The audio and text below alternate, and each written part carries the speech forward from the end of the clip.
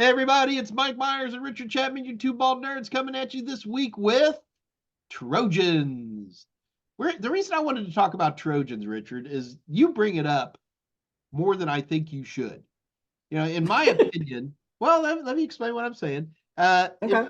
Trojans are old school, in my opinion, and they were, for definition, a Trojan is a program that makes you think it's going to do one thing and it does another in general.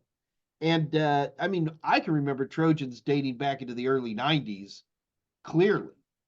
Uh, Mm. and a lot of times then Trojans would manifest. We had these things called floppy diskettes.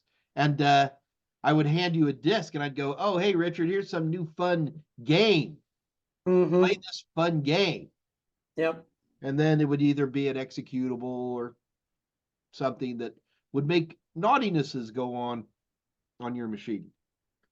Nothing's really changed. Well, I mean, It's the just internet now, the internet made the now delivery mechanism easier, that's for sure. that is 100% accurate.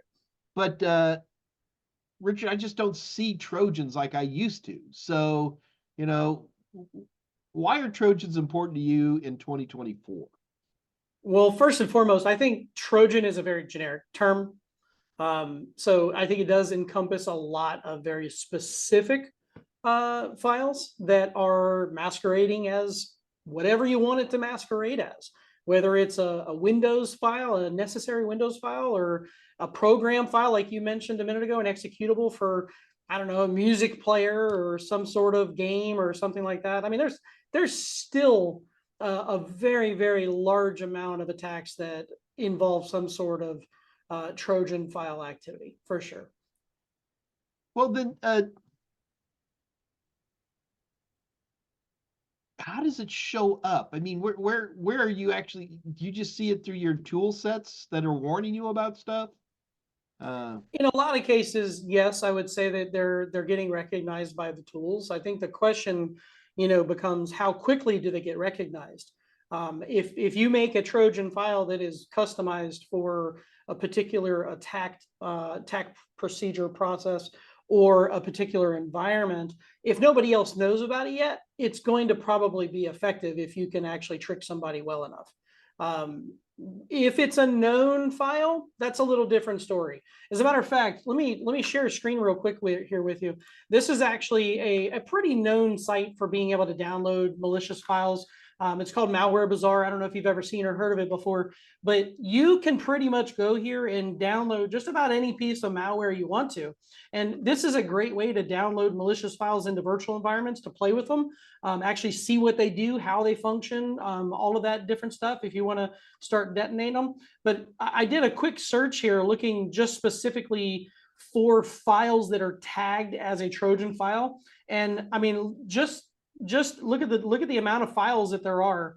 And these are not like months old. This is today, yesterday, the day before. I mean, you can see there's a massive list of designated files that are called Trojan files. And you can see their hashes here. The security tools, if it's on this site, it's probably pretty well known. Doesn't mean that they don't get used, because unfortunately, sometimes people do still attack with known malicious files, hoping that the security environment, the security in the environment they're attacking isn't up to snuff, and it may not be.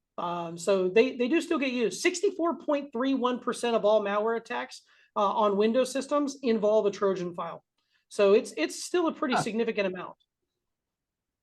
Actually, one could even argue now too, with the amount of people on the internet and security events that actually occur, that the numbers increased since back in the day. Just because of the amount of activity that goes on out there, whether it's personal stuff or enterprise level stuff as well. This is you almost have me at a business disadvantage here, Richard. It's I mean, I see stuff like this. I guess we might have a semantics issue here in that I didn't really think stuff like APKs would be a Trojan, but of course they could be. Why not? But no, it's absolutely fascinating. But I guess the nice part, the nice takeaway from all this is that your tools are on the job when it comes to stuff like this. Is that a fair statement? They are, and as long as they're running the most up-to-date list of known malicious files, known malicious hashes, and the environment's engineered the right way, they do a pretty good job. They do a pretty good job.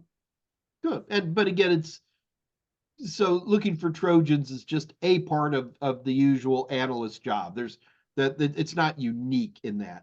It's just that it's No, a not lot at all. more modern than old Mike thought it was, which is not that big of a deal. Richard, thank you so much. Interesting angle on Trojans there. I really appreciate it. And we'll do it again soon. Sounds good. Bye. If you like Two Bald Nerds, check out our entire playlist right here. It's a lot of fun. We'll see you there.